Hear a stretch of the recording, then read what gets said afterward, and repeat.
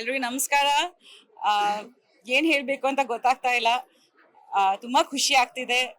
ನಿಮ್ಗೆಲ್ರದ್ದು ತುಂಬ ಸಪೋರ್ಟ್ ಇತ್ತು throughout the process of this film, release of this film. And ಇವತ್ತು ಈ ಸ್ಪೆಷಲ್ ಶೋ ಟೈಮಲ್ಲಿ ತುಂಬಾ ಖುಷಿ ಆಗ್ತಿದೆ ದಟ್ ಎಲ್ಲರೂ ಅರ್ಥ ಮಾಡಿಕೊಂಡು ಇಷ್ಟಪಡ್ತಿದ್ದಾರೆ ಈ ಮೂವಿನ. ರೆಕಾರ್ಡ್ಸ್ ಬ್ರೇಕ್ ಆಗ್ತಿದೆ. ಪ್ರತಿ ಕಡೆಯಿಂದ ತುಂಬ ಕಡೆಯಿಂದ ನನಗೆ ಮೆಸೇಜಸ್ ಬರ್ತಿದೆ ಸೋಷಿಯಲ್ ಮೀಡಿಯಾದಲ್ಲಿ, ಫೋನ್ಗಳು.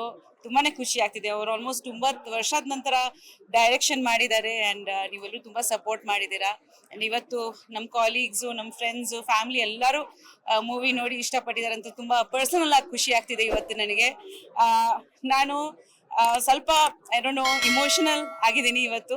ಆ್ಯಂಡ್ ಅವತ್ತು ನಾನು ಕೂಡ ಪ್ರೆಸ್ ಮೀಟಲ್ಲಿ ಪ್ರೀ ರಿಲೀಸ್ ಇವೆಂಟಲ್ಲಿ ಹೇಳಿದೆ ದಟ್ ಇದು ಉಪೇಂದ್ರ ಅವ್ರದ್ದು ಒಂದು ಮೈಲ್ ಸ್ಟೋನ್ ಚಿತ್ರ ಅಂತ. ನನಗೆ ಒಂದು ಗಟ್ ಫೀಲಿಂಗ್ ಇತ್ತು. ಅದು ಆಡಿಯನ್ಸ್ ಕೂಡ ಇವಾಗ ಹೇಳ್ತಿದ್ದಾರೆ.